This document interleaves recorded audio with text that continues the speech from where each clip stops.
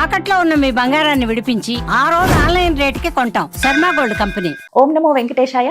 నమస్కారం అండి, నేను గీతాంజలి. వెంకటేశ్వర వైభవం కార్యక్రమానికి స్వాగతం. మనతో పాటు విశ్వపతి టీవీఆర్కే మూర్తి గురువు గారు ఉన్నారు. వెంకటేశ్వర స్వామి వారి మహిమల గురించి తెలుసుకుంటున్నాం, వారి మాటల్లో విందాం.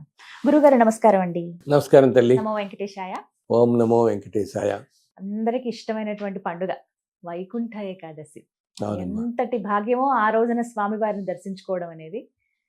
ఒక నెల ముందు నుంచి ఆ హడావిడి ప్రారంభం అయిపోతుంది ఒక రకంగా చాలా. చెప్పాలంటే. అవును, అందరూ అవును. అక్కడికి అంటే తిరుమల వెళ్ళి దర్శించుకోవాలని చూస్తారు, అవును, కానీ కొందరికి అవును. మాత్రమే ఆ భాగ్యం. అవును. అసలు ఆ రోజు ఎందుకు అంత విశేషం వైకుంఠ ఏకాదశి? మనకి మామూలుగా ఏంటంటే తల్లి, మనకు తెలుసుగా 24 ఏకాదశులు ఉన్నాయి మనకి. ఉమ్, 24 ఏకాదశులు, ఏ ఏకాదశికి ఆ ఏకాదశికి ఒక విశిష్టత ఉంది. ఉంటుందా? అవును. అండ్ ఏకాదశి రోజు అండ్ భగవంతుడు శ్రీమన్నారాయణ ఒక చోట చెప్తాడనమాట. ఏమిటి? మాసానం మార్గశీర్ష అంటే మాసాల్లో మార్గశీర్షం నేనే, ఉమ్, మార్గశిర మాసం నేనే అని చెప్పేసి. ఆయనే. ఆ, ఆ, అలాగే వారాలలో ఆదివారం ఆయనే. ఓ, ఆ, ఆదివారం. ఆ, ఉమ్, తిథులలో అండ్ తిథుల్లో ఏకాదశి తిథిని ఆయనే అంటారు. ఉమ్, సో ఏకాదశికి అంత విశిష్టత ఉంది. అందునే మనం చూడడం, చాలా మంది ఏకాదశి రోజు ఉపవాసం చేస్తారు. ఇప్పటికి మామూలుగా కూడా అలవాటు, చాలా మందికి నార్మల్ గా కూడా మనకి అలవాటు ఉంటుంది. ఉమ్, ఈ 24 ఇలా నెలకి మనకు వచ్చే 24 ఏకాదశుల్లోనూ కూడా ఉమ్, వైకుంఠ ఏకాదశికి ఎంతో ప్రాముఖ్యత ఉందన్నమాట.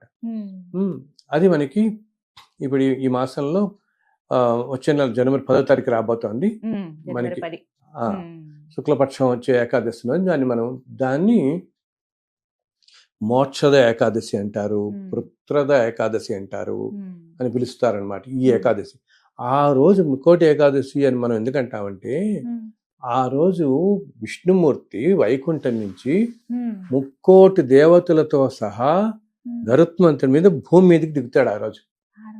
ఆ రోజు ఉమ్, స్వామివారు శ్రీమన్నారాయణుడు వైకుంఠం నుంచి 30 దేవతలతో కలిసి భూమి మీదకి దిగే రోజు కాబట్టి అంత పవిత్రత అనమాట ఆ రోజుకి. ఉమ్, అందుకని ఆ రోజుల్లో ఆలయాల్లో అన్ని చోట్ల కూడా ఉత్తర ద్వార దర్శనం అని ఏర్పాటు చేస్తారు. ఉమ్, మామూలుగా మనకి ఆ.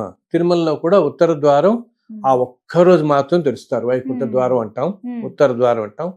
ఆ రోజు అక్కడి నుంచి వెళ్ళి స్వామివారిని దర్శించుకోవచ్చు. ఉమ్. అండ్ మామూలు అన్నో ఆలయాల్లో కూడా మనకి అన్నిటి కూడా ఉత్తర ద్వార దర్శనం వైష్ణవ ఏర్పాటు చేస్తారు, ఆలయాలన్నిట్లో వైష్ణవ ఆలయాల్లో చేస్తాం. చేస్తారు. అవును గురువుగారు. ఆ రోజు ఏంటంటే ఎంత విశిష్టత అంటే, ఎందుకంటే సాక్షాత్తు స్వామి 30 దేవతలతో భూమికి వస్తారు కాబట్టి ఉమ్, ఆ రోజు కనుక ఏ ఆలయంలో అన్నా ఉమ్, శ్రీమన్నారాయణుల వారిని మనం తెల్లవారుజామున సూర్యోదయం గంట ముందే వెళ్ళి దర్శించుకుంటే ఉమ్, మనకేంటిట, ఆ రోజు కనుక దర్శించుకుంటే ఎన్నో కోట్ల జన్మల్లో మనం చేసుకున్న పాపం అంతా తొలగిపోతుంది అని నమ్మకం.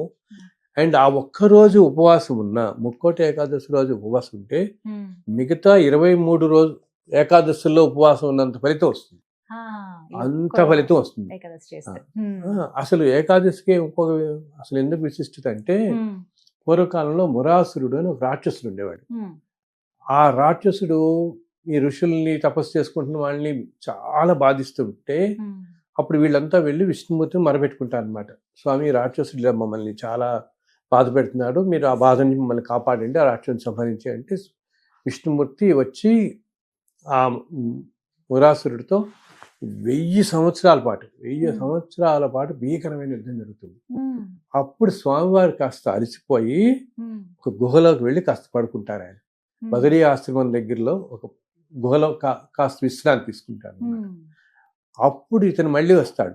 అప్పుడు ఏం చేస్తారు, అప్పుడు స్వామి సంకల్పం నారాయణుల వారి సంకల్పం చేత మహావిష్ణువు నుంచి ఒక యోగ మాయ, ఒక కన్యా రూపంలో వెళ్ళి, ఒక దేవతా రూపంలో వెళ్ళి ఇతన్ని సంహరిస్తుంది, ఈ రాక్షసుని. సో ఆ రూపానికి స్వామి ఎంతో అది 11వ రోజు అనమాట మనకి తిథిలో. దానిని అప్పుడు ఏకాదశి అని నామకరణం చేస్తాం. సో అందుకని స్వామి ఏం చేస్తారంటే, ఆ ఏకాదశికి ఆవిడికి, ఆ దేవతకి కూడా ఈ విధంగా అనుగ్రహిస్తాడు. ఎవరైతే ఏకాదశి రోజు ఉపవాసం ఉంటారో వాళ్ళకి ఎంతో పుణ్యఫలం లభిస్తుంది అని చెప్పేసి. అందుకని ఏకాదశి అనేది ఎంతో ఇది. సో ఈ ఏకాదశి వ్రతం అనేది కూడా ఎలా చేస్తారంటే ఏకాదశి రోజు అంతా ఉపవాసం ఉండి తర్వాత రోజు కూడా ద్వాదశి ఉపవాసం ఉండి ద్వాదశి రోజు సాయంత్రం ఆ ఉపవాసంతో పాటు విష్ణువునే స్మరిస్తూ ఎప్పుడు విష్ణు సహస్రనామం చదువుకుంటే చాలా మంచిది ఆ రోజు. విష్ణువుకు సంబంధించిన ఏ స్తోత్రాలైనా ఏమైనా కూడా చదువుతాం. అన్ని ఆలయాల్లో కూడా ప్రబంధ పఠనాలన్నీ జరుగుతాయి. ఇప్పుడు ఎలాగా మనకి మార్గశిర మాసం కాబట్టి తిరుపావై జరుగుతుంది.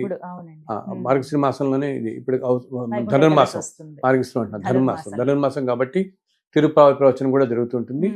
ఈ 2 రోజులు తిరుమలలో అయితే ఇంకా వైభవంగా, అసలు ఆలయాన్ని ఎంత వైభవంగా అలంకరిస్తారంటే అందరు అంటారు ఆ రోజు 2 కళ్ళు చాలు. ఆ రోజు 3 దేవతలు అక్కడే ఉంటారంటారు, కొండ మీద ఉంటారు. సాక్షాత్ వైకుంఠం నుంచి ఆయన వచ్చి అక్కడే ఉంటారు. ఆ రోజు అందరు దేవతలతో వచ్చి అక్కడే ఉంటారు, కొండ మీద వచ్చి ఆయన చెప్పి మన నమ్మకం అనమాట. అందుకని అంత విశిష్టంగా వెళ్తున్నారు. ఆ రోజు కోసం సంవత్సరం అంతా ఎదురు చూస్తారు. సో ఒక్క రోజులోనే ఇంతమందికి దర్శనం అనేది సాధ్యం కాదు కాబట్టి మన అదృష్టం కొద్దీ ఆ ఆలయ అధికారులు ఈ మధ్యకాలంలో ఏం చేస్తారంటే కొన్ని సంవత్సరాల నుంచి ఈ ఉత్తర ద్వార దర్శనం అనేది ఒక 10 రోజుల పాటు ఉంచుతున్నారు. 10వ తారీఖు నుంచి మనకి 20వ తారీఖు దాకా కూడా 10 రోజుల పాటు ఉత్తర ద్వార దర్శనం. ఆ రోజుల్లో ఎప్పుడు వెళ్ళినా మనకి ఉత్తర ద్వార దర్శనం జరుగుతుంది. ఆ విధంగా దర్శించుకుంటే స్వామిని మనం ఈ పాపాలన్నింటి నుంచి విముక్తి పొందుతాము అని చెప్పి. సో ఇప్పుడు వచ్చే వైకుంఠ ఏకాదశి రోజు వీలున్న వాళ్ళు తిరుమల వెళ్ళండి, లేదా మీకు దగ్గరున్న ఆలయాల్లో వెళ్ళి ఉదయాన్నే వీలున్నంత వరకు ఉదయాన్నే వెళ్ళి, లేనితే మధ్యాహ్నం సాయంత్రం మీ వీలుని బట్టి వెళ్ళి ఆ రోజు దర్శించుకోవటమే చాలా చాలా ప్రాముఖ్యం, చాలా విశిష్టత అనమాట. మనకి ఎన్నో జన్మల పుణ్యఫలం, ఎంతో పుణ్యం లభిస్తుంది. ఎన్నో జన్మలో చేసుకున్న పాపం అంతా మనకి పోతుంది అన్నమాట దాంతో. అదే కాకుండా ఈసారి వెళ్ళిన వాళ్ళందరికీ నేను చెప్తున్నాను వచ్చే 25 సంవత్సరం చాలా కష్టంగా ఉండబోతోందని. అందుని రేపు ఏకాదశి రోజు ఎవరైతే స్వామి దర్శనానికి మీరు అందరూ వెళుతున్నారో మీరందరూ ఆ స్వామిని మీ ప్రార్థనలు మీ కోరికలన్నిటితో పాటు ఈ ఒక్క కోరిక ఆయన్ని మీరందరూ మీ తరఫున వినవించుకోండి. ఆయన చల్లగా చూడు, ప్రపంచం మొత్తాన్ని చల్లగా చూడు, కాస్త వచ్చే సంవత్సరం అంతా ఈ విధంగా ఉండబోతోందని అందరూ చెప్తున్నారు, కాస్త చల్లగా కాపాడని చెప్తే ఆ రోజు ఎందుకో ఆ రోజున సాక్షాత్తు ఆయనే ముక్కోటి దేవతతో సహా ఉంటాడని మన నమ్మకం, విశ్వాసం కాబట్టి తప్పకుండా మనందరి మాటలు ఆయన వినబడి ఆయన చల్లగా చూస్తాడు అందరినీ కూడా. అందుకని ఈసారి వైకుంఠ ఏకాదశి రోజు వెళ్ళే భక్తులందరికీ నా విన్నపం, ఒక్కసారి మన దేశం గురించి, మన లోకం, ప్రపంచం అన్నిటికీ గురించి కూడా చల్లగా ఉండాలని ఒక్కసారి ఆయన ప్రార్థించండి. ఎంతో విశిష్టకరమైంది అనమాట. ఆ ఒక్కరోజు చెప్తున్నాను కదా, ఒక్కరోజు ఉపవాసం చేస్తే మిగతా 23 ఏకాదశుల్లో ఉపవాసం చేసిన ఫలితం లభిస్తుంది ఒక్కరోజుతో. అందుబాటులో ఉన్న ఎటువంటి వైష్ణవ అందుబాటులో ఉన్న ఎక్కడ దగ్గరలో ఉన్న ఏ ఆలయానికన్నా వెళ్ళి అక్కడ స్వామిని దర్శించుకుని ఒక్క 10 నిమిషాలను అక్కడ కూర్చోండి. ఇలా ఏదో వెళ్ళి స్పీడ్గా వచ్చేయడం కాదు, ఒక్క 10 నిమిషాలు. ఎందుకంటే ఆ రోజు అన్ని వైష్ణవ ఆలయాల్లోనూ ఆ దేవతల శక్తి ఉంటుంది కాబట్టి ఆలయ పరిసరాలన్నీ ఎంతో శక్తివంతంగా ఉంటాయి. ఇంత దేవతలు ఉంటారు కాబట్టి తిరుమలనే అనుకోక్కర్లే, మనం ప్రతి వైష్ణవ ఆలయంలోనూ ఆ శక్తి నిక్షిప్తమే ఉంటుంది. ఆ రోజు ఆ దేవతలు అందరూ వస్తారు కాబట్టి అక్కడికి. సో మీరు దర్శనం చేసుకుని ఆలయ పరిసరాల్లో ఎక్కడైనా ఆలయ లోపల మండపంలోనో బయట వీలైన చోట ఒక 10 నిమిషాలు మీరు కూర్చుని కాసేపు మీకు తెలిసిన, మీకు తోచిన, మీకు తెలిసిన, మీకు వీలైన స్వామివారి నామాన్ని ఏదైనా పఠించండి. ఓం నమో వెంకటేశాయ, లేకపోతే గోవిందానో, మా విష్ణు సహస్రనామావి వచ్చిన వాళ్ళు పుస్తకం చదువుకోవచ్చు. అన్ని లేని వాళ్ళు కేవలం ఆయన నామాన్ని గోవిందాను లేకపోతే నమో వెంకటేశాయ అని ఇలా ఒక 11 సార్లు 21 సార్లు ఒక్క ప్రశాంతంగా కూర్చొని ధ్యానం చేసుకుంటే ఆ టైంలో ఉండే ధ్యానానికి ఉండే ఫలితం ఎన్నో రెట్లు ఇస్తుంది మనకి అనమాట.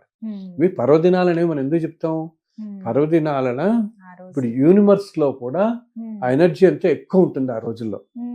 మనం ఒక ఏంటి రకరకాల పండుగలు మనకి వస్తాయి కదా, దసరా, నవరాత్రులప్పుడు కానీ, దీపావళి, వినాయక చవితి, అవును, ఇప్పుడు క్షీరాబ్ది ద్వాదశి వస్తుంది, మనకి గురు పూర్ణిమ వస్తుంది, గురు పూర్ణిమ, తొలి ఏకాదశి, ఇవన్నీ విశిష్టమైన రోజుల్లో ఏంటంటే యూనివర్స్ నుంచి కూడా మనకి ఆ రోజు ఎనర్జీ చాలా పాజిటివ్గా ఉంటుంది.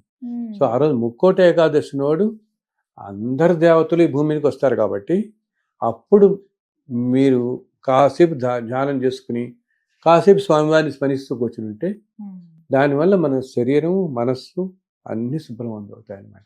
కంగారు పడకుండా రండి అని చెప్తాను నేను అందరికీ. ఒక్క ఆలయాలు ఇంకా ఏంటి, ఒకవేళ ఏదైనా అనారోగ్యాల వల్ల ఏదైనా వీలు కాక వెళ్ళలేని వాళ్ళు ఉంటే ఇంట్లోనే కూర్చుని కేవలం భావన చేసినా చాలమ్మా. భావానికి ఉన్నంత ప్రధాన ఈ విశిష్టత ఇంకోటి లేదు. స్వామివాడు ఎంతటి కరుణామయుడంటే మనం ఆ భావనతో చేసినా అంతటి ఫలితాన్ని నీకు ఇస్తాడు. నువ్వు కూర్చున్న చోటు నుంచి ఏదైనా అనారోగ్యం ఉండి ఆ రోజు వెళ్ళలేని వాళ్ళు, వెళ్ళలేని వారు ఒక్కసారి మనస్సులో తలుచుకుని మీరు స్వామిని నమస్కారం చేసుకుని మనస్సులో నమస్కారం చేసుకుంటూ ఆ ఉత్తర ద్వారం నుంచి నడుస్తూ స్వామిని దర్శించుకున్నట్టు భావన చేసుకోండి. అప్పుడు కూడా మీకు అంత ఫలితము కలుగుతుంది. అయ్యో నేను తిరుమల వెళ్ళలేకపోయాని అనుకోవద్దు. మీరు ఇంతకుముందు ఎప్పుడో వెళ్ళుంటారు కాబట్టి ఆ ఆలయాన్ని ఒక్కసారి ఆ ద్వారం నుంచి వెళ్తున్నట్టు ఆ స్వామిని దర్శిస్తున్నట్టు భావన చేసుకున్నా ఆ స్వామి మీకు అంతటి అనుగ్రహాన్ని ప్రసాదిస్తాడు. తప్పకుండా ఎవరు మిస్ చేసుకోవద్దని చెప్పి గొప్ప అవకాశం ఇది, స్వామిని కొలుచుకునేటువంటి భాగ్యం ఇది. తేలిక, ఎంతో తేలిక ఉపాయం అన్నమాట. చెప్పారు కదా, ఆ రోజు నిజంగా ఒక పండగ వాతావరణం ఉంటుందండి. ఖచ్చితంగా అన్ని ఆలయాల్లో కొన్ని వేల మంది చక్కగా అలంకరిస్తారు ఆలయాలన్నీ కూడా, చిన్న పెద్ద తేడా లేకుండా అందరూ వస్తూ. అవునవును. సో వెళ్ళే వారందరూ కూడా ఏంటి, ఓకే ఇదేదో మనం వెళ్ళి తీరాలి, వెళ్తే మంచిది పుణ్యం అన్నీ ఒకటి. దాంతో పాటు ఆ థాట్స్ కూడా పెట్టుకోండి, అలాగా పాజిటివ్ గా పెట్టుకుని థాట్స్ అన్ని కూడా ఎంత విశిష్టమైన రోజున ప్రశాంతంగా ఉండాలి అని మనస్సును ప్రశాంతంగా ఉంచుకుని భగవంతుని మీద ధ్యానం చేసుకుని కాసేపు ఆ విధంగా స్మరిస్తూ గడపండి ఆ రోజు. కాసేపు ఆలయంలో దర్శనం వెళ్ళినప్పుడు కానీ అది మనకి ఎంతో విశేషమైన ఫలాన్ని ఇస్తుంది అనమాట ఆ రోజు. ఇది వైకుంఠ ఏకాదశి యొక్క ప్రాముఖ్యత తల్లి. మనందరికీ ఆ స్వామివారి అద్భుతమైన దర్శనాన్ని ఆ రోజు అనుగ్రహించి అందరి జీవితాలు చల్లగా ఉండేలాగా అనుగ్రహిస్తాడని ఆశిస్తున్నాను. మనసారా స్వామిని ప్రార్థిస్తున్నాను. ధన్యవాదాలు గురుగారు. నమస్కారం.